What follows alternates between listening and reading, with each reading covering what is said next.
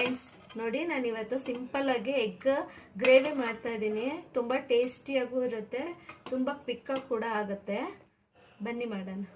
ನೋಡಿ ಫ್ರೆಂಡ್, ನಾನು ಎಗ್ ಗ್ರೇವಿಗೆ ತುಂಬ ಟೇಸ್ಟಿ ಡಿಫ್ರೆಂಟ್ ಆಗಿರುತ್ತೆ. ಇದು 5 ಮೊಟ್ಟೆ ಬೇಯಿಸಿಟ್ಕೊಂಡಿದ್ದೀನಿ. ಇವಾಗ ಕಟ್ ಮಾಡ್ಕೊತೀನಿ. ನೋಡಿ ನೋಡಿ, 1ರಲ್ಲಿ 2 ಅಲ್ಲ 3 ಭಾಗ ಮಾಡ್ಕೊಳ್ಳಿ. ನಿಮಗೆ ಉಪ್ಪು ಖಾರ ಎಲ್ಲ ತುಂಬ ಚೆನ್ನಾಗಿ ಇಡಿಸಿ ತುಂಬ ಟೇಸ್ಟಾಗಿರುತ್ತೆ. ನೋಡಿ ಹೀಗೆ ಮಾಡ್ಕೋಬೇಕು. ನಾನು ಹೀಗೆ ಮಾಡ್ಕೋತೀನಿ ಎಲ್ಲನೂ. ನಾನು ಹೀಗೆಲ್ಲ 5 ಮೊಟ್ಟೆನೂ ಹಿಂಗೆ ಕಟ್ ಮಾಡಿ ಇಟ್ಕೊಂಡಿದ್ದೀನಿ, ಬೇಯಿಸ್ಕೊಂಡು. ಇವಾಗ ಇದು ಫ್ರೈ ಮಾಡ್ತೀನಿ. ನೋಡಿ, ಒಂದು ಪಾತ್ರೆ ಇಟ್ಕೊಂಡಿದ್ದೀನಿ. 1 ಸ್ಪೂನಷ್ಟು ಎಣ್ಣೆ ಹಾಕೋತೀನಿ ಅಷ್ಟೇ. ನೋಡಿ, ಎಣ್ಣೆ ಕಾದಿದೆ.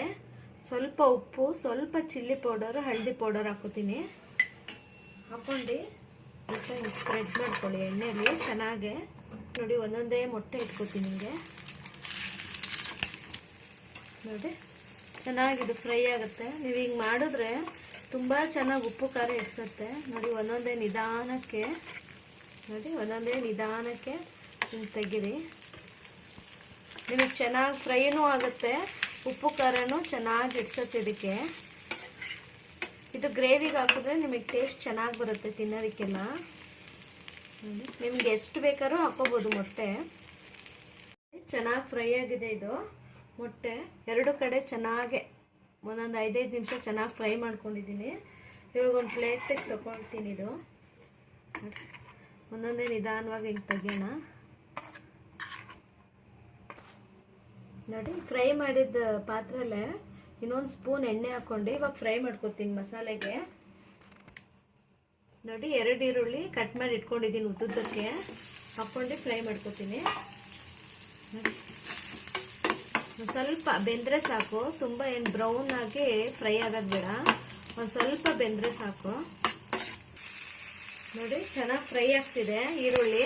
ಇಷ್ಟು ಫ್ರೈ ಆದಮೇಲೆ ಸ್ವಲ್ಪ ಬೆಳ್ಳುಳ್ಳಿ, ಶುಂಠಿ, ಗೋಡಂಬಿ ತೊಗೊಂಡಿದ್ದೀನಿ. ಒಂದು 10 ಗೋಡಂಬಿ ತೊಗೊಂಡಿದ್ದೀನಿ.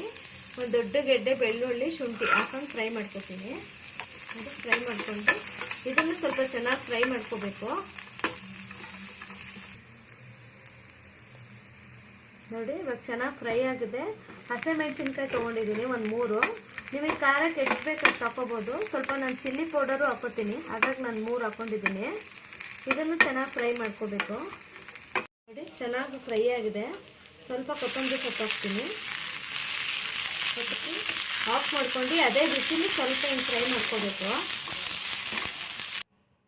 ನೋಡಿ, ಚೆನ್ನಾಗಿ ಫ್ರೈ ಆಗಿದೆ. ಇದನ್ನು ರುಬ್ಕೋತೀನಿ ಸ್ವಲ್ಪ ತಣ್ಣಗಾದ್ಮೇಲೆ. ನೋಡಿ, ಮೊಸರಲ್ಲಿ 1 ಕಪ್ಪು ಮೊಸರು ಹಾಕ್ಕೊಂಡು ಚೆನ್ನಾಗಿ ಪೇಸ್ಟ್ ಮಾಡ್ಕೋಬೇಕಿದು. ನೋಡಿ, ಒಂದು ಪಾತ್ರೆಯಲ್ಲಿ 1-2 ಸ್ಪೂನ್ ಎಣ್ಣೆ ಹಾಕೋತೀನಿ. ನೋಡಿ, ಎಣ್ಣೆ ಸ್ವಲ್ಪ ಬಿಸಿ ಆದಮೇಲೆ ಚಕ್ಕೆ ಲವಂಗ ಹಾಕೋತೀನಿ. ನೋಡಿ, ಅದು ಸ್ವಲ್ಪ ಚೆನ್ನಾಗಿ ಫ್ರೈ ಆದಮೇಲೆ ನಾನು ರುಬ್ಕೊಂಡಿರ್ತೀನಲ್ಲ ಪೇಸ್ಟ್ ಹಾಕೋತೀನಿ. ನೋಡಿ, ಚೆನ್ನಾಗಿ ಕುದೀತಾ ಇದೆ. ಇದು ಮಸಾಲೆ ಹಾಕಿದ್ದೀನಿ. ಇವಾಗ ಪೌಡರ್ ಹಾಕ್ತೀನಿ. ಇಲ್ಲಿ ನೋಡಿ, ಒಂದು ಸ್ವಲ್ಪ ಖಾರದ ಪುಡಿ, ಅರ್ಧ ಸ್ಪೂನು ಹಳದಿ ಪೌಡರು, ಜೀರಿಗೆ ಪುಡಿ, ಧನಿಯಾ ಪುಡಿ, ಮೆಣಸಿನ ಪುಡಿ ಮತ್ತು ಗರಂ ಮಸಾಲ ತೊಗೊಂಡಿದ್ದೀನಿ. ಇಷ್ಟು ಹಾಕೋತೀನಿ. ಈಗ ಇಷ್ಟು ಹಾಕ್ಕೊಂಡು ಚೆನ್ನಾಗಿ ಕಲಿಸ್ಕೋಬೇಕು. ನೋಡಿ, ಚೆನ್ನಾಗಿ ಕುದೀತಾ ಇದೆ. ಒಂದು ಸ್ವಲ್ಪ ನೀರು, ನಿಮಗೆ ಎಷ್ಟು ಬೇಕು ಅಷ್ಟು ನೀರು ಹಾಕ್ಕೊಂಡು ಇದು ಚೆನ್ನಾಗಿ ಕುದಿಬೇಕು ಸ್ವಲ್ಪ. ನೋಡಿ, ತುಂಬ ನೀರು ಥರನೂ ಮಾಡ್ಕೋಬಾರ್ದು, ತುಂಬ ತಿಕ್ಕಾಗೂ ಮಾಡ್ಕೋಬಾರ್ದು. ಇದು ನೋಡಿ, ಒಂದು 2 ಕುದಿ ಕುದ್ಮೇಲೆ ಮೊಟ್ಟೆ ಹಾಕೋಬೇಕು. ನೋಡಿ, ಸ್ವಲ್ಪ ಉಪ್ಪು ಹಾಕೋತೀನಿ. ಇದು ಚೆನ್ನಾಗಿ ಕುದಿಲಿ, ಮಸಾಲೆ ಚೆನ್ನಾಗಿ ಕುದ್ಮೇಲೆ ನಾವು ಎಗ್ ಹಾಕೋಬೇಕು.